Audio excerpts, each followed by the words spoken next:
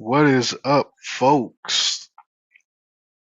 As always, sorry about my lack of uploads, but YouTube isn't my full time job. I hope y'all understand that. But anyway, welcome to Black Hypocrisy. I am your handsome RKO out of nowhere hitting host, the Prince of Petty. Bruh, this story I have for y'all today is utterly disgusting, diabolical, and sinister to the point to where even I'm shocked. And that in and of itself says a lot. To the point to where there's zero. Do you hear me? Zero media coverage. I ran across this story as a random article from nola.com. I'm going to post that link in the description box. I might be able to put a screenshot of it in this video, but I'm also going to read that article here as well. But a small synopsis before we get into everything. A woman by the name of Chelsea Forbes in my state, right outside my city, less than 20 minutes away from me, in Metairie, Louisiana, recorded herself doing the unthinkable to a 4-year-old. Get this, on a live stream. Ladies and gentlemen, that's a first, even for me, to read about, let alone report on. And the reason why that's a first, I'm going to tell you what that unthinkable thing was. You're going to get the details here. Where I believe the details here being is going to be a first because there's no media coverage. Ladies and gentlemen, this is Black Hypocrisy. Let's get it. What? Oh my God!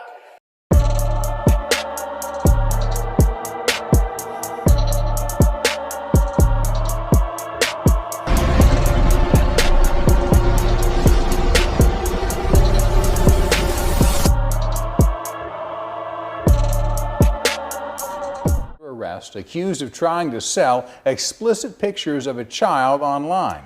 WGNO's Amy Russo is at the Jefferson Parish Jail in Gretna. Amy.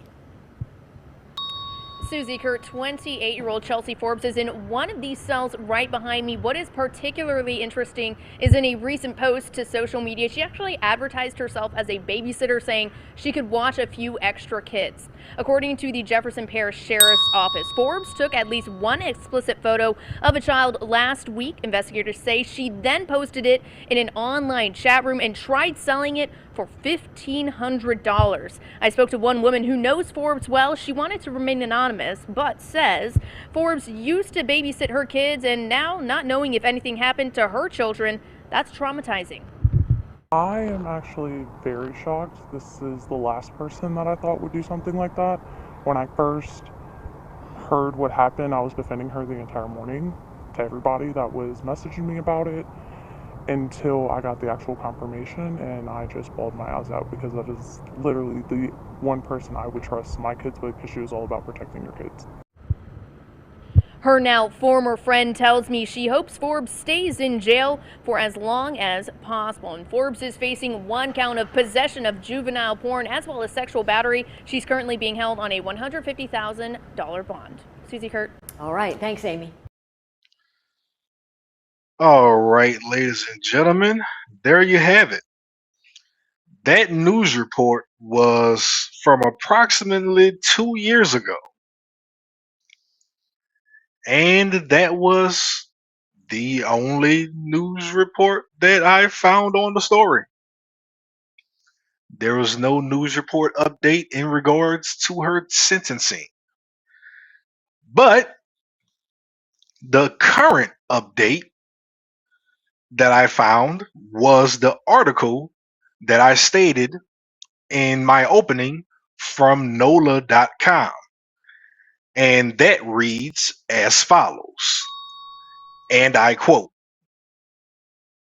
a Metairie woman accused of sexually abusing a 4-year-old over a live feed for a chat group was sentenced to 50 years in prison after she pleaded guilty in the case, according to court records.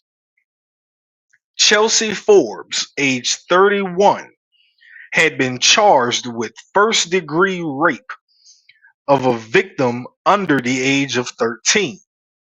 But Forbes agreed to plead guilty Friday to a lesser charge of second-degree rape, court records state. She also pleaded guilty to sexual battery of a victim under the age of 13, production of pornography, boy, that dyslexia is something serious, involving a juvenile under the age of 13, distribution of pornography involving a juvenile under the age of 13, and possession of pornography involving a juvenile under the age of 13. Forbes was arrested in February 2023 following an investigation by the Jefferson Parish Sheriff's Office. Federal authorities in Florida reached out to the sheriff's office after they discovered a live video feed of a person fondling a child using a sex toy on the victim, the sheriff's office said. The video was shared with members of a chat group on the Kik Messenger app. That's Kik, K-I-K, not the video streaming Kik, K-I-C-K. So don't get them confused. It continues. The person who shared the video also communicated with a member of the group, offering to sell a sexually explicit photo of the victim for $1,500, authorities said. The federal agents traced the IP address to Forbes' Metairie apartment, according to authorities. The sheriff's office served a warrant at her residence and seized several devices, including a cell phone that contained the illegal images that had been shared online, authorities said. They found the toy that was used in the video. While interviewing Forbes, investigators also noticed that she was wearing the same heart-shaped ring that could be seen on the hand of the person who was abusing the victim during the live stream. Forbes was known to the family of the victim in the case, according to the sheriff's office. Forbes admitted to the abuse.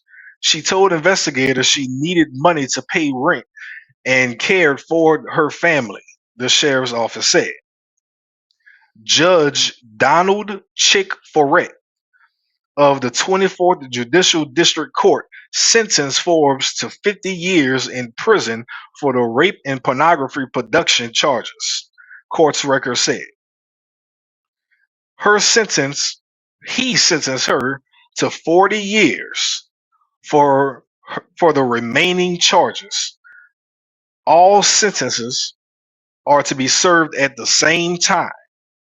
Once released, Forbes must register as a sex offender for the rest of her life, court records said. End quote of the article per nola.com. Excuse me. All right.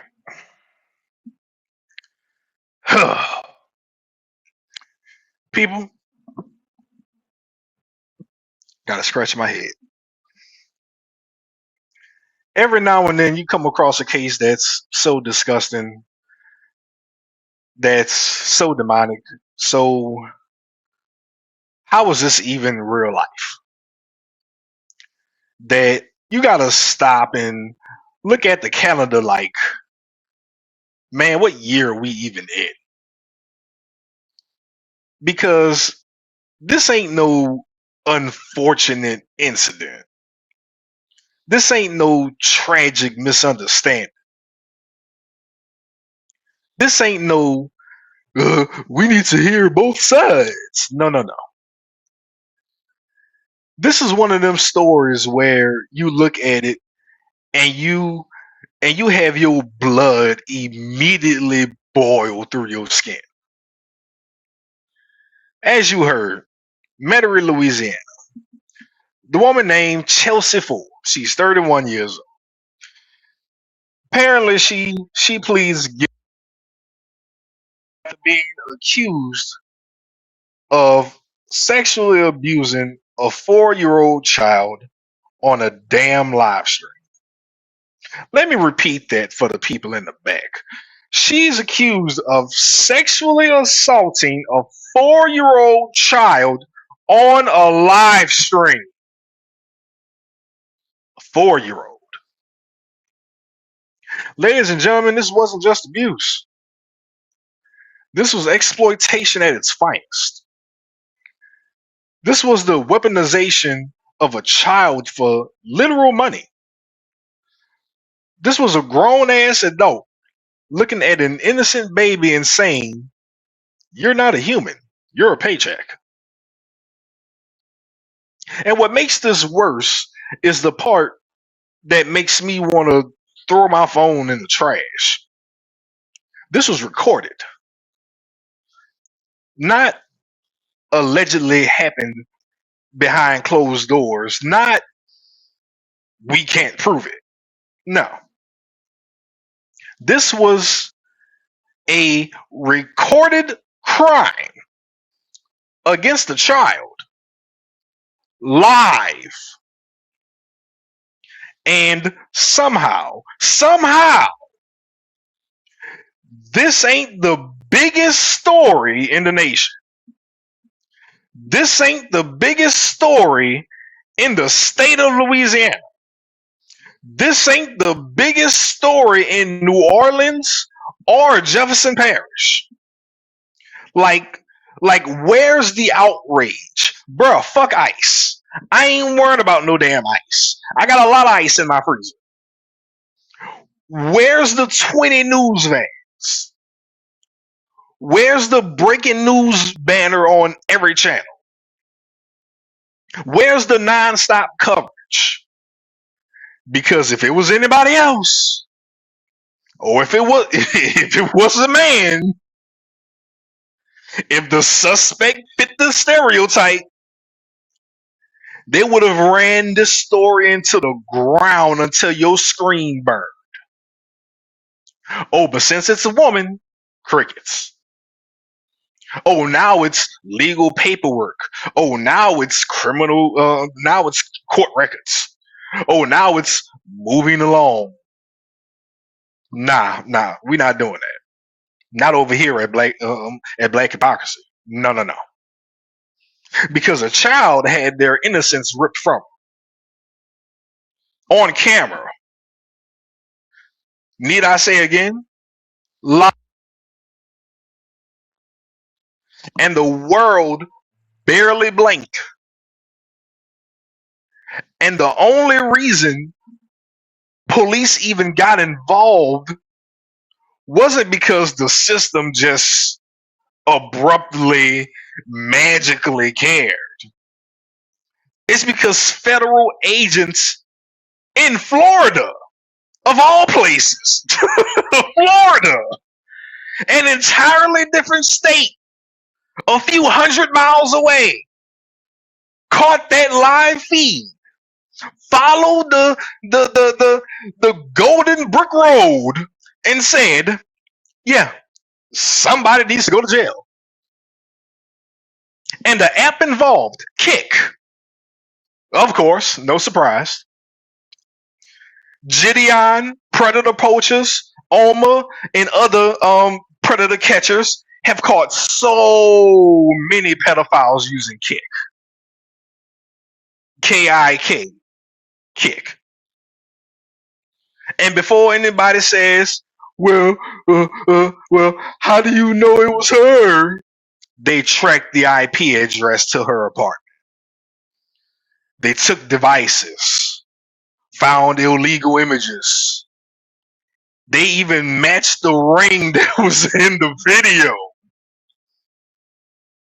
That's the part that gives me chills, because it means she didn't even try to hide it. She did it so casually. Like stupidity was just part of her outfit that day. And then the motive. She admitted she did it because she needed money for her rent. So in her mind, a 4-year-old child equaled rent money. See, that's where we are in modern society, people. That's the era we live in. And if that ain't the definition of black hypocrisy for this channel, for my talking points, I don't know what is. Because everybody claims they love kids. Everybody screams, "Save the children." Everybody got a caption and a hashtag. But when a child gets harmed in the real world, in real time, people act like it's just as normal as a weather report. And the next part is where you realize this wasn't just one evil act. This was a whole operation. To herself. Let's talk about that. Let's talk about the chat group, people. How many monsters and pedophiles are out there hiding behind fucking phone screens? Because people keep focusing on Chelsea Forbes. And yeah, she deserves everything coming to her. Oh, and then some. Like a bullet. But let's not pretend she did this in a vacuum. This wasn't some random one-time slip-up. This was a marketplace. Because investigators said the live video was shared. No, let me say that right. It was shared inside a Kick chat group. A group, meaning multiple people, meaning an audience, meaning there were people sitting there watching, commenting, reacting, encouraging. You know, that's a digital crime scene with witnesses. And I can't stop thinking about this part. Authorities said whoever was sharing it, they even offered to sell explicit photos for $1,500. $1,500 for a picture of a 4-year-old. And I want y'all to really sit with that number, because the number tells you the intent. $1,500, $1,500 means this wasn't a mistake. There was a number plastered on this child's innocence and pain. This wasn't, "I didn't know what I was doing." This wasn't, "I was confused." This was practically a business model. This was a transaction. She was treating the child like inventory. And it brings me to something I keep saying in these stories. Evil survives because somebody is paying for it. Nobody does this type of thing just because. They do it because there's an audience, there's demand, there's money behind it. And people online, people love pretending like predators look like monsters in horror movies. No. Half of them are somebody you would walk past in Walmart, across from in Texas Roadhouse. People scanning you out in Target. The other half are somebody you'd message on an app thinking they're just cool. And the sickest part, this child was 4. Not even old enough to truly understand what was happening to him. Not even old enough to understand what innocence is. Still using the bathroom with the door open. 4 years old. And already exploited like some product. And then we get into the next link. This woman was known to the child's family.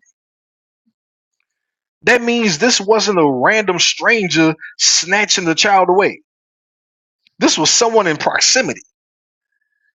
Somebody trusted, somebody who was allowed access, which is always what makes these cases that much worse.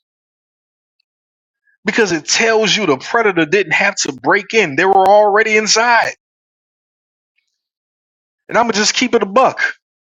If you're watching this story and you're not angry, something is seriously wrong with you.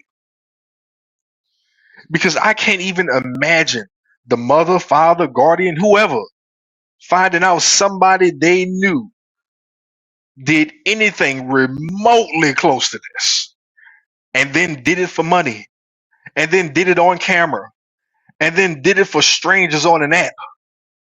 Bro, that's trauma on top of trauma.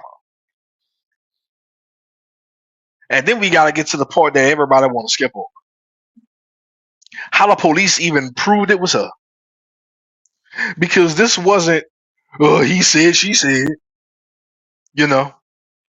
This was literally technology doesn't lie.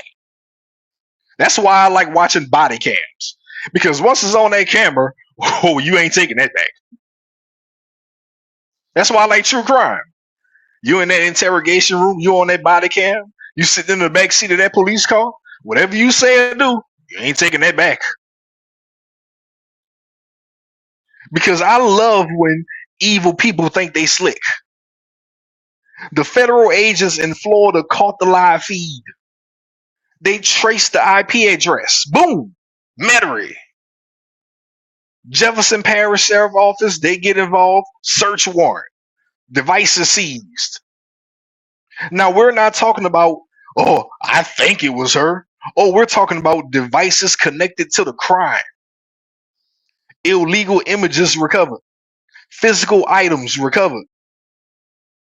Then investigators find the action in said video, which tells me something. She wasn't just committing the act. She had trophies. Basically, she was keeping tools. And the detail that's going to haunt her forever is that ring. Because investigators said the ring seen in the live stream matched what she was wearing during the interview. Boy, that's cold. I hear arrogance when I read that. Because only an arrogant piece of crap like her would think, oh, I can do this and nobody will ever connect it to me. But the internet always keeps receipts, baby. The phone keeps receipts. The IP address is a literal receipt, idiot. And that ring is like the devil's autograph in her particular case. And then she admits it. And hear me out on this. When she told investigators she did it because she needed money for rent, that wasn't an explanation. That was a confession of her character because millions of people struggle. Millions. And most of them don't even steal from people. They just struggle on their own. They don't rob people, they just struggle on their own. They don't scam people. They kind of just struggle on their own. And they definitely don't hurt children. They just struggle on their own. So don't tell me about your rent. I don't care about your rent.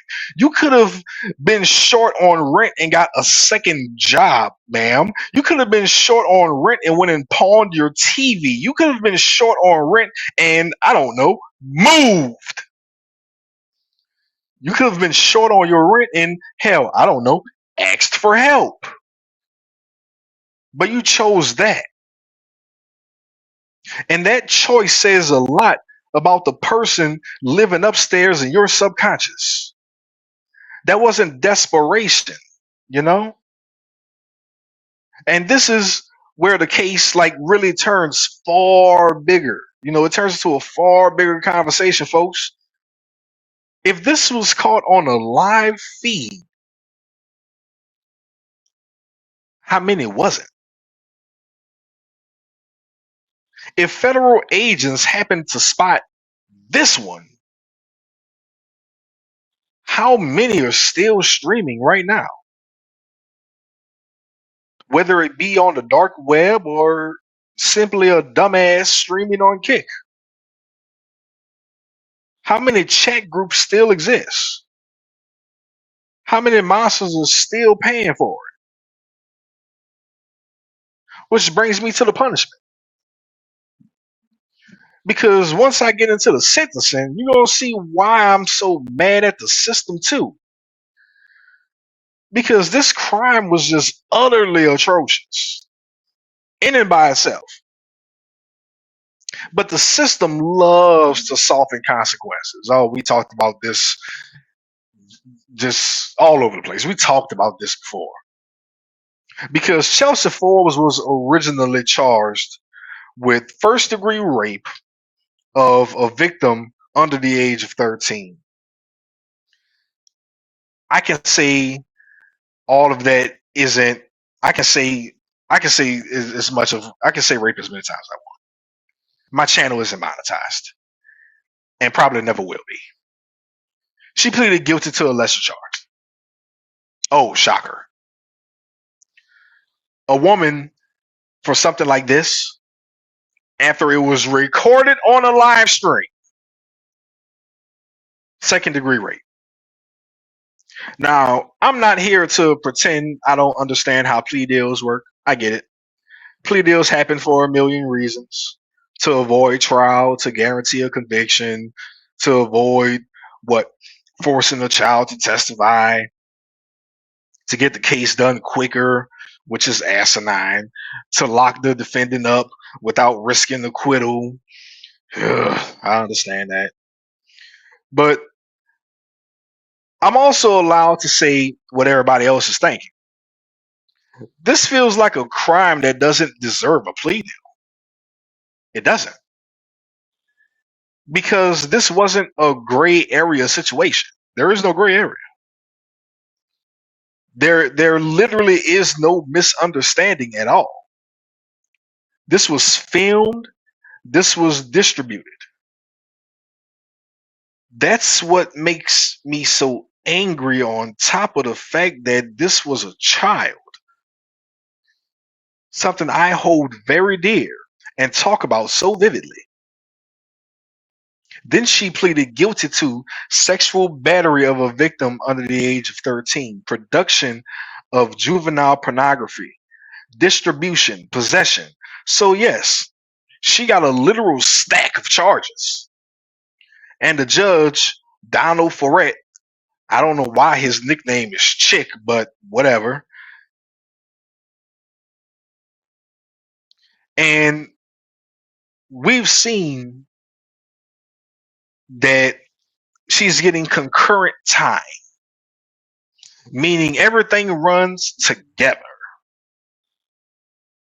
Now listen, 40, 50 years, whatever number people want to focus on, that's a long time.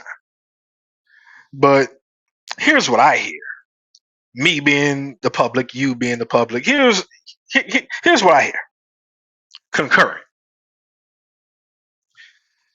See, courts like to use words like consecutive and concurrent to make people or the public feel good. Luckily, I'm not stupid. And I know what court lingo means. Concurrent means all the time for those crimes are being served and being ticked down at the exact same time. So, for example, if I have one crime that I'm serving 10 years for, and I have another crime that I'm serving 10 years for, instead of me serving 20 years, my time is going to be served concurrently. So I'm only going to be doing 10 years because I have one crime that's being served under 10 years and another crime that's going to be served 10 years. So instead of me serving 20 years, they're being served concurrently. So I'm serving 10 years as opposed to my time being served consecutively and me doing 20 years. So if her sentence wasn't being served concurrently, if her sentence was being served consecutively, she would be in jail for the rest of her fucking life.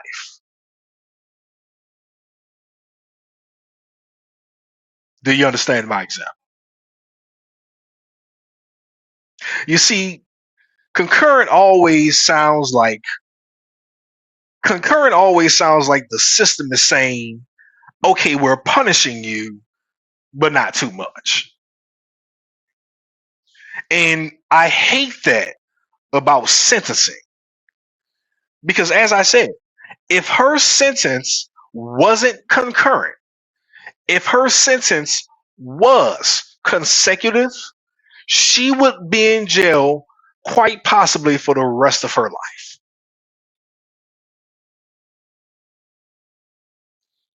Because the crime is loud, the pain is loud, the trauma is loud, but the coverage, the media outrage, quiet, crickets. The punishment feels, it doesn't feel like it matches the level of the evil that was done. And I'm sorry, but I need to say it. The media loves some crimes more than others. If this was some street level robbery, it would be considered a crime wave.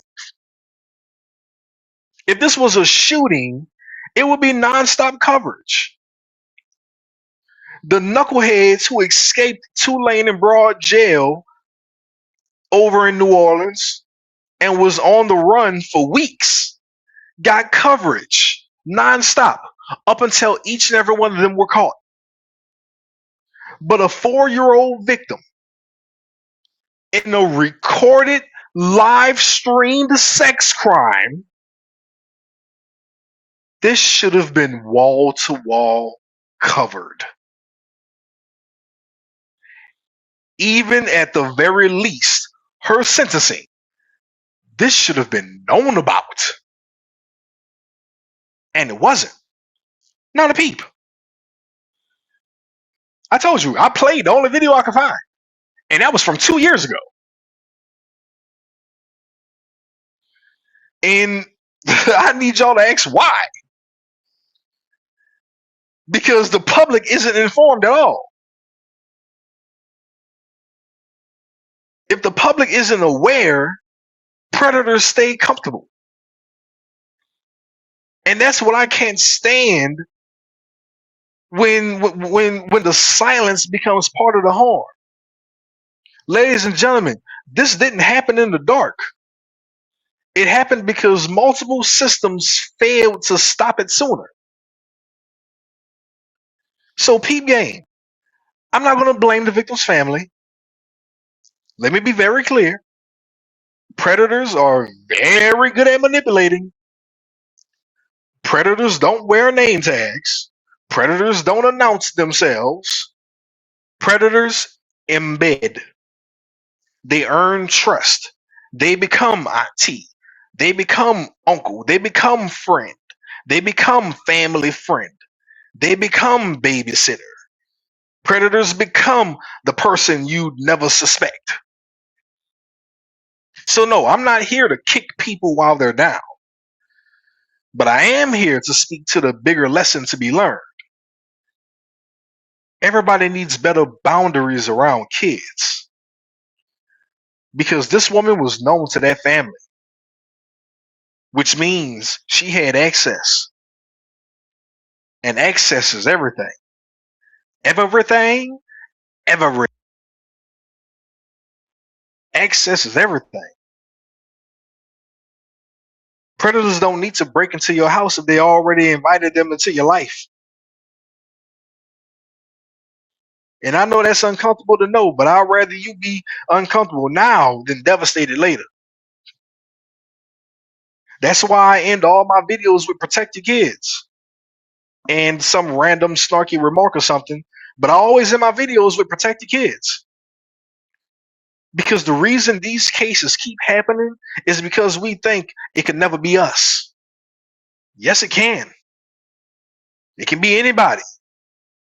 It can be any neighborhood. It can be any family. It can be any church, any friend group, any apartment complex.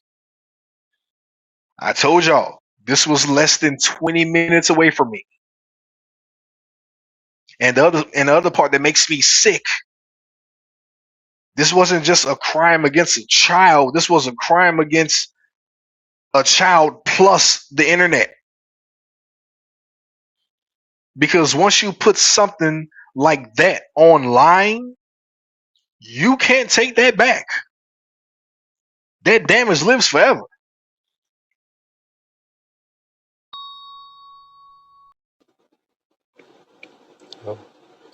This woman didn't just hurt that child. She fed that child to a chat group, which means there are other monsters involved. Think about the people that Alex Rosen and predator poachers, or even other predator catching groups, now have to hunt down or interact with, who just so happen to may have that video on their hard drives. Think about that. And that's why I need people to understand, if you see something, report it. If you suspect something, report it.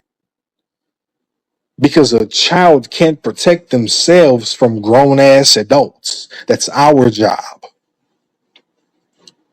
And I'm not even done, because now we got to talk about the system. Why is an app like KIK, still in consistent location for these bastards? Why is it always the same platforms? Why is it always the same chat groups? The ecosystem that allows these people to exist. Bruh, I understand Chelsea Forbes is a pasty, evil piece of shit. That ain't up for debate. But the bigger truth is this: Chelsea Forbes is not the whole problem. She's just the person that got caught. Mind you, she was an idiot live streaming what she did, but nonetheless, she's just the person that got caught. Because the internet is a hunting ground. Oh, it absolutely is. Because we want to believe technology is emotionally neutral. It's not. You see, over the years, apps have become tools. And predators use these tools to gain their victims. They use chat rooms, encrypted messaging, private groups, burner accounts, fake names, digital payments, disappearing messages. I've been around long enough in supporting people like Oma, Predator Poachers Long Island, Predator Poachers Illinois, Skeeter Jean, Gideon, and the list goes on and on and on and on. Those predators use apps like but not limited to Zangy, Kick, KIK, Telegram, Snapchat, Instagram, Facebook. Oh, you didn't know? And people ask, oh, how does this keep happening? Because for every person caught, there's 10 more watching silently. You will be surprised in those live stream videos how many predators get caught and they know exactly who they're getting caught by. And the part I need y'all to stop missing is a live stream is not a private act. A live stream means there's a market. And if there's a market, there's buyers. If there's buyers, there's a network. And I'm glad federal agents in Florida, nonetheless, but I'm glad those federal agents caught it. I'm glad JPSO, the Jefferson Parish Sheriff's Office, big, huge shout out to them, followed that trail. I'm glad the devices got seized. I'm glad the evidence was there. So technically, I'm saying I'm glad that bitch was retarded. But it still makes me ask the question, how many kids are not that lucky? How many kids are being exploited right now, this very second, while I'm talking, and nobody finds out until it's too late, of course? And the part that gets me, people get outraged when they hear about it, but they don't demand the tech companies to fix the pipeline. They don't demand stronger detection, stronger reporting, stronger moderation, stronger consequences. They demand entertainment. They act shocked when they see reality. Because if I can be banned off Call of Duty or Marvel Rivals or any multiplayer game for cussing out a teammate because he or she sucks and they dragging down our team score, you mean to tell me Facebook or any other app don't have the technology to be able to track these people down and send information to the proper authorities? Miss me with the bullshit. And you know what the wildest part is? When people are victims of this, the victim doesn't get to just turn their phone off. The victim lives with that trauma forever. And when I see this story, and it barely got any coverage outside that one news report and a couple articles that you have to go look for, when I see it get treated like a local crime note, it tells me everything about this society. We care about kids in theory. We care about children in passing, not in practice. Hear me out. Because, I know I had a lot to say, but I got a lot more. The audience, the apps, the media, peep game. I'm tired. I'm tired of going around pretending this is normal. I'm tired of going around speaking on these children. Yeah, sure, I'm not a big channel and I'll never be mainstream, but I'm tired. I'm tired of reading about these kids getting harmed and in the worst ways possible. And the world just reacting like, oh, wow, that's crazy. No, no, no, this ain't crazy. This is nuts. This shit be calculated. This shit be predatory. Doing shit to a living being that can't fight back. Doing shit to a living soul that can't scream for help. Doing shit to a person that can't crack you upside the head with the edge of a skillet. And the part that irritates me to the deepest part of my well-being, this crime in particular was recorded live. A recorded crime against a child was streamed to the public, and it didn't make it to the media's watchful eye. It didn't shake the internet the way it should have. It didn't become the headline of the year. And you know why? Because we live in a world where people only care about kids when it's convenient. That might be the next t-shirt I get made.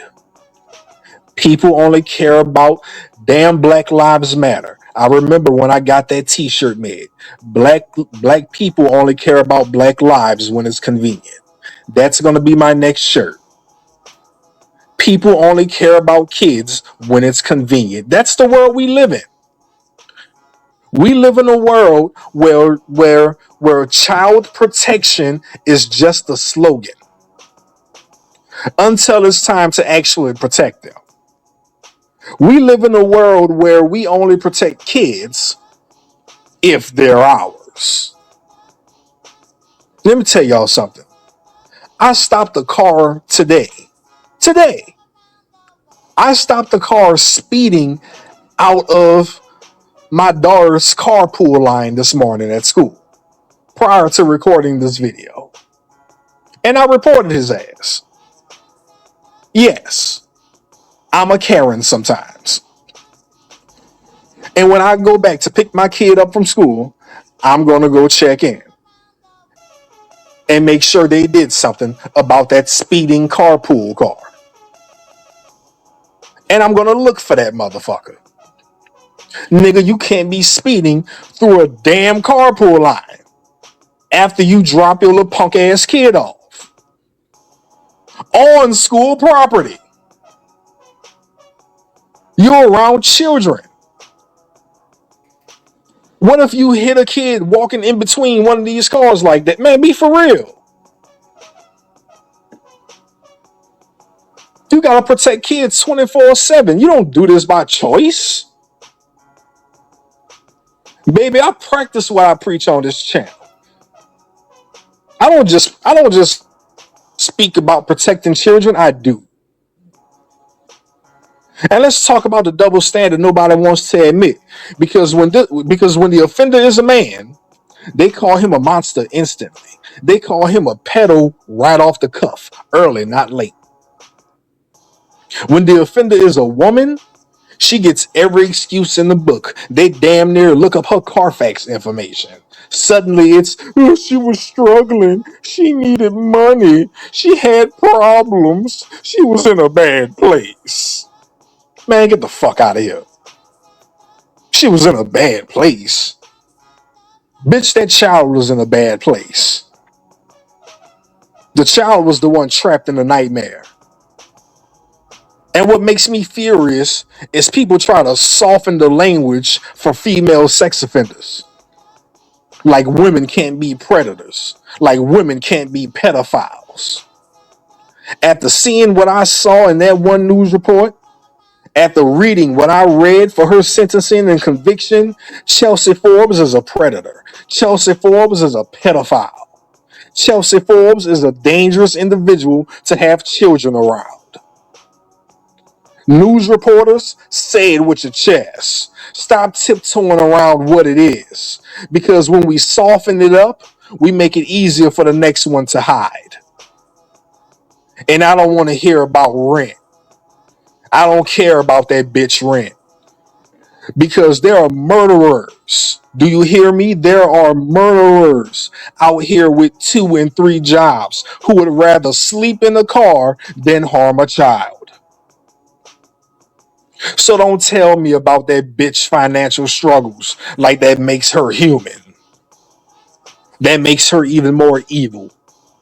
Because it means she understood the value of money more than the value of a child's life. And you want to know what else is fucked up in this situation? This ain't just about one woman. It's about the people in that chat group too. Because that's the part nobody wants to really focus on. Everybody wants to point out the predator. But who is watching? Who was in that chat group? Who was encouraging it? Who was paying? Who was asking for the pictures? Who was buying the content? Because predators don't operate alone. They operate with customers. And y'all not ready for that conversation. And the media, oh, of course, silence, crickets. That's where the hypocrisy comes in. Because we'll get outraged about celebrities we never met. We'll cry about stories that fill up our timelines. But a real 4-year-old child gets exploited on camera, live, and it's barely a whisper. This should have been one of, if not the biggest story today in Louisiana. That should have been national outrage. That should have been a warning to every parent alive in this nation. But it wasn't. And then we get to the sentencing. People hear decades and they think it's enough. But when you hear concurrent, it always feels like the system trying to make it neat, trying to make it look clean, trying to close the file, trying to move on. And I'm sorry. Some things don't deserve to be neat. Some crimes don't deserve to be remembered. Keep that file dirty as fuck because the victim would never forget. In this case, maybe it's a 4-year-old, but the family will never forget, and society shouldn't forget neither. That's why I say it's hypocritical. This is black hypocrisy. Everybody loves kids when they're happy and smiling, but the moment kids need protection, the world gets quiet. So yeah, I'm pissed. I'm utterly disgusted with this one. And I'm not ever going to be done talking about this stuff because y'all need to hear it. And if it makes you people uncomfortable, I don't give a damn. Be uncomfortable. I hope your chair lumpy as hell. That discomfort might save a child. If anyone I've spoken about on black hypocrisy ever deserved the death penalty, it is Chelsea Forbes. Live streaming the sexual assault of a 4-year-old because she needed $1,500 for her goddamn rent. This woman deserves the death of 1,000 deaths. This woman deserves the worst biblical punishment one can possibly imagine. I can't believe what I read today. I can't. And I can't believe the lack of media coverage that didn't come out for this story. I can't believe it. I honestly can't believe it. This is black hypocrisy, ladies and gentlemen. Love and protect y'all children. Pay attention to their phones and these apps. it was a 4-year-old that day, you never know. It can be your neighbor's kid tomorrow.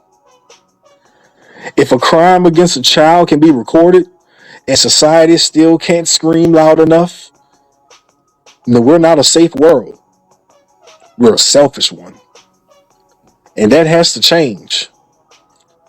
And I'm personally trying to help with that. But I can't do it alone.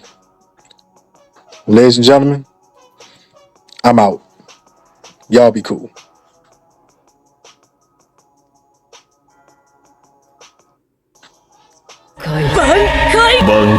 Bankai.